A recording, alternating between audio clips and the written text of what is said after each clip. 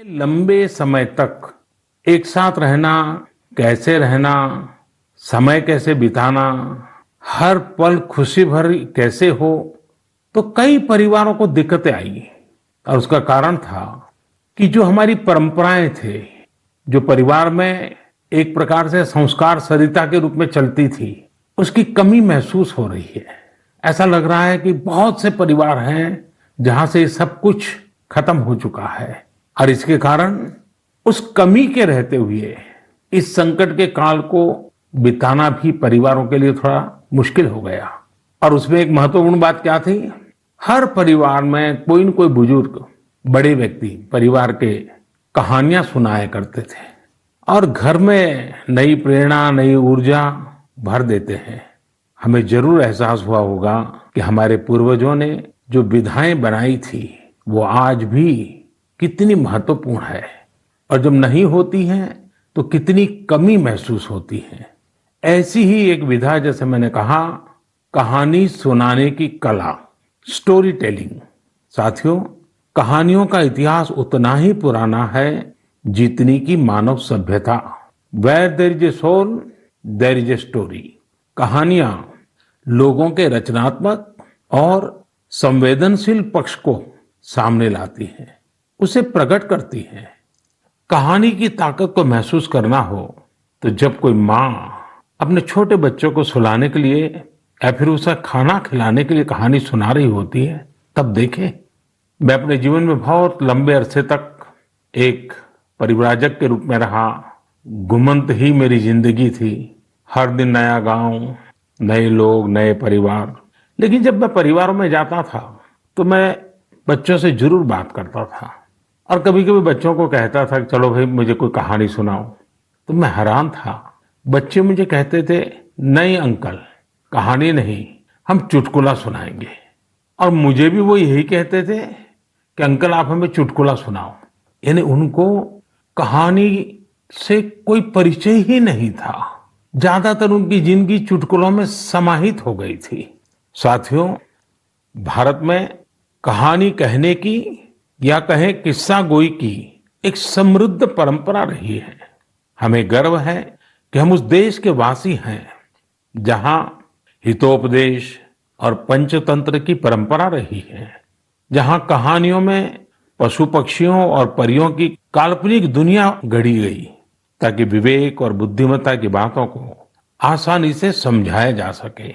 हमारे यहाँ कथा की परंपरा रही है। ये धार्मिक कहानियां कहने की प्राचीन पद्धति है। इसमें कथाकालक्षेपम भी शामिल रहा है। हमारे यहाँ तरह तरह की लोक कथाएं प्रचलित हैं। तमिलनाडु और केरल में कहानी सुनाने की बहुत ही रोचक पद्धति है। इसे विल्लू पाठ कहा जाता है। इसमें कहानी और संगीत का बहुत ही आकर्षक सामंजस्य होता है। भारत में कठपुतली की जीवंत परंपरा भी रही है। इन दिनों साइंस और साइंस फिक्शन से जुड़ी कहानियां एवं कहानी कहने की विधा लोकप्रिय हो रही है। मैं देख रहा हूं कि कई लोग किस्सा गोई की कला को आगे बढ़ाने के लिए सराहनीय पहल कर रहे हैं। मुझे gaathastory.in जैसी वेबसाइट के बारे में जानकारी मिली, जिसे अमर व्यास बाकी लोगों के साथ मिलकर चलाते हैं। अमर व्यास IIM अहमदाबाद से MBA करने के बाद विदेशों में चले गए, फिर वापस आए। इस समय बेंगलुरु में रहते हैं और समय निकालकर कहानियों से जुड़ा इस प्रकार का रोचक कार्य कर रहे हैं। कई ऐसे प्रयास भी हैं जो ग्रामीण भारत की कहानियों को खूब प्रचलित कर रहे हैं।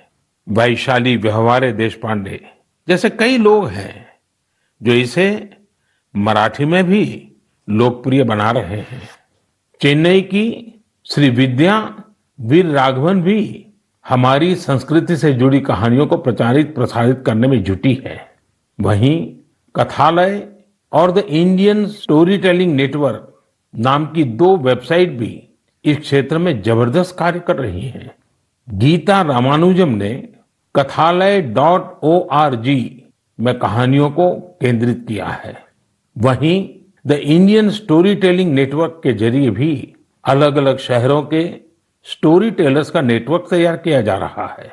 बेंगलुरु में एक विक्रम श्रीधर है जो बापू से जुड़ी कहानियों को लेकर बहुत उत्साहित है। और भी कई लोग इस क्षेत्र में काम कर रहे होंगे। आप जरूर उनके बारे में सोशल मीडिया पर शेयर करें। आज हमारे साथ बेंगलुरु स्टोरी टेलिंग सोसाइटी की बहन अपर्णा अथरे और अन्य सदस्य जुड़े हैं।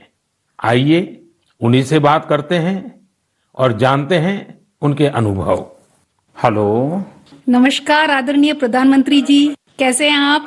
मैं ठीक हूँ, आप कैसे हैं अपर्णा जी? बिल्कुल बढ़िया सर जी। सबसे पहले मैं बैंगलोर स्टोरी टेलिंग सोसाइटी की ओर से धन्यवाद देना चाहती हूँ कि आपने हमारे जैसे कलाकारों को इस मंच पे बुलाया है और बात कर रहे हैं। और मैंने सुना है कि आज तो शायद आपकी पूरी टीम भी आपके साथ बैठी हुई है। जी जी बिल्कुल बिल्कुल सर। तो अच्छा होगा कि आपकी टीम का परिचय करवा दें ताकि मन की बात के जो श्रोता है उनको परिचय हो जाए कि आप लोग कैसा बड़ा अभियान चला रहे हैं। सर, मैं अपर्णा अत्रेया हूँ। मैं 2 बच्चों की माँ हूँ, एक भारतीय वायुसेना के अफसर की बीवी हूँ और एक पैशनेट स्टोरी टेलर हूँ सर। स्टोरी टेलिंग की शुरुआत 15 साल पहले हुई थी जब मैं सॉफ्टवेयर इंडस्ट्री में काम कर रही थी। तब मैं CSR प्रोजेक्ट्स में वॉलंटरी काम करने के लिए जब गई थी, तब हजारों बच्चों को कहानियों के माध्यम से शिक्षा देने के मौका मिला। और ये कहानी जो मैं बता रही थी वो अपनी दादी माँ से सुनी थी। लेकिन जब कहानी सुनने वक्त मैं जो खुशी उन बच्चों में देखा, मैं क्या बोलूं आपको, कितनी मुस्कुराहट थी, कितनी खुशी थी। तो उसी समय मैंने तय किया कि स्टोरी टेलिंग मेरे जीवन का एक लक्ष्य होगा सर। आपकी टीम में और कौन है वहाँ? मेरे साथ हैं शैलजा संपत। नमस्कार सर। नमस्ते जी। मैं शैलजा संपत बात कर रही हूँ। मैं तो पहले टीचर थी, उसके बाद जब मेरे बच्चे बड़े हुए तब मैंने थिएटर में काम शुरू किया और फाइनली कहानियों को सुनाने में सबसे ज्यादा संतृप्त मिला। धन्यवाद। मेरे साथ सौम्या है। नमस्कार सर। नमस्ते जी। मैं हूँ सौम्या श्रीनिवासन। मैं एक साइकोलॉजिस्ट हूँ। मैं जो काम करती हूँ बच्चों और बड़े लोगों के साथ, उसमें मैं कहानियों के द्वारा मनुष्य के नव रसाओं को जगाने में कोशिश करती हूँ और उसके साथ चर्चे भी करती हूँ। ये मेरी लक्ष्य है, healing and transformative story telling. नमस्ते सर। नमस्ते जी। मेरा नाम अपर्णा जयशंकर है। वैसे तो मेरे सौभाग्य है कि मैं अपनी नाना नानी और दादी के साथ इस देश के विभिन्न भागों में पली हूँ, इसीलिए रामायण, पुराणों और गीता की कहानियां मुझे विरासत में हर रात को मिलती थी। और बैंगलोर स्टोरी टेलिंग सोसाइटी जैसी संस्था है तो मुझे तो स्टोरी टेलर बनना ही था। मेरे साथ मेरे साथी लावण्या प्रसाद है। लावण्या जी नमस्ते। नमस्ते sir. I am an electrical engineer turned professional storyteller. Sir, I grew up listening to stories from my grandfather. I work with senior citizens in my special project called Roots, where I help them document their life stories for their families. Lavanya ji आपको बहुत बधाई। और जैसा आपने कहा, मैंने भी एक बार मन की बात में सबको कहा था कि आप परिवार में अपने दादा दादी नाना नानी है तो उनसे उनके बचपन की कहानियां पूछिए और उसको टैप कर लीजिए, रिकॉर्ड कर लीजिए, बहुत काम आएगा, ये मैंने कहा था। लेकिन मुझे अच्छा लगा कि एक तो आप सबने जो परिचय दिया अपना, उसमें भी आपकी कला, आपकी कम्युनिकेशन स्किल और बहुत ही कम शब्दों में बहुत ही बढ़िया ढंग से आपने अपना परिचय करवाया, इसलिए भी मैं आपको बधाई देता हूँ। Thank you sir, thank you. अब जो हमारे श्रोता लोग हैं मन की बात के, उनका भी मन करता होगा कहानी सुनने का। क्या मैं आपको रिक्वेस्ट कर सकता हूँ, एक तो कहानी सुनाएं आप लोग? जी बिल्कुल, ये तो हमारा सौभाग्य है जी। चलिए चलिए सुनते हैं कहानी एक राजा की। राजा का नाम था कृष्णदेवराय और राज्य का नाम था विजयनगर। अब राजा हमारे थे तो बड़े गुणवान, अगर उनमें कोई खोट बतानी ही था तो वो था उनका अधिक प्रेम अपने मंत्री तेनालीरामा की ओर और दूसरा भोजन की ओर।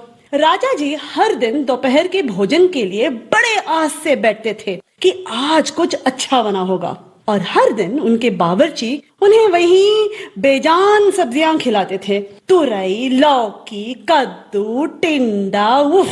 ऐसे ही एक दिन राजा ने खाते खाते गुस्से में थाली फेंक दिया और अपने बावर्ची को आदेश दिया, या तो कल कोई दूसरा स्वादिष्ट सब्जी बनाना या फिर कल मैं तुम्हें सूली पे चढ़ा दूंगा।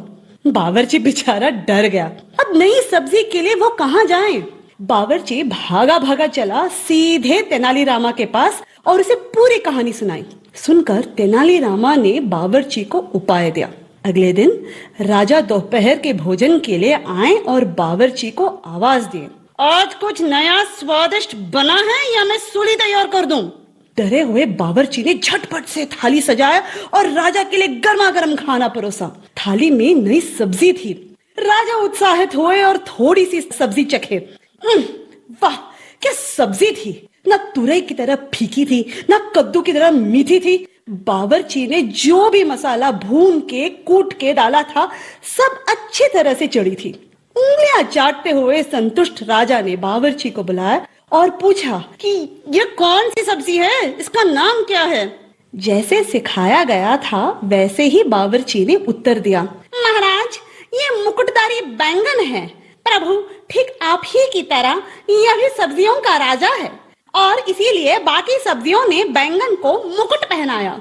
राजा खुश हुए और घोषित किए, आज से हम यही मुकुटधारी बैंगन खाएंगे और सिर्फ हम ही नहीं, हमारे राज्य में भी सिर्फ बैंगन ही बनेगा और कोई सब्जी नहीं बनेगी। राजा और प्रजा दोनों खुश थे। यानी पहले पहले तो सब खुश थे कि उन्हें नई सब्जी मिली है, लेकिन जैसे ही दिन बढ़ते गए सुर थोड़ा कम होता गया।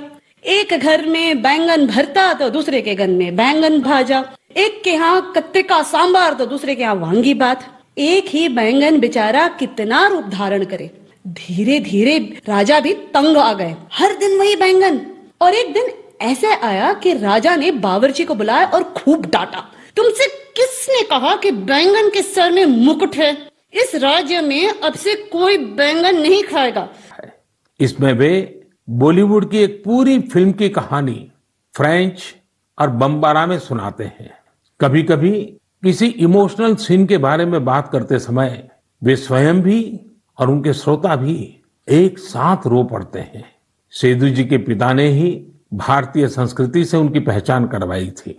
उनके पिता सिनेमा थिएटर में काम करते थे और वहां भारतीय फिल्में भी दिखाई जाती थी। इस 15 अगस्त को उन्होंने हिंदी में एक वीडियो के माध्यम से भारत के लोगों को स्वतंत्रता दिवस की शुभकामनाएं दी थी। आज उनके बच्चे भारत का राष्ट्रगान आसानी से गाते हैं। आप ये दोनों वीडियो जरूर देखें और उनके भारत प्रेम को महसूस करें। सेदू जी ने जब कुंभ का दौरा किया था और उस समय वे उस डेलीगेशन का हिस्सा थे जिससे मैं मिला था। भारत के लिए उनका इस प्रकार का जुनून, स्नेह और प्यार वाकई हम सब के लिए गर्व की बात है। मेरे प्यारे देशवासियों, हमारे यहाँ कहा जाता है, जो जमीन से जितना जुड़ा होता है वो बड़े से बड़े तूफानों में भी उतना ही अड़िग रहता है। कोरोना के इस कठिन समय में हमारा कृषि क्षेत्र, हमारा किसान इसका जीवंत उदाहरण है। संकट के इस काल में भी हमारे देश के कृषि क्षेत्र ने फिर अपना दमखम दिखाया है।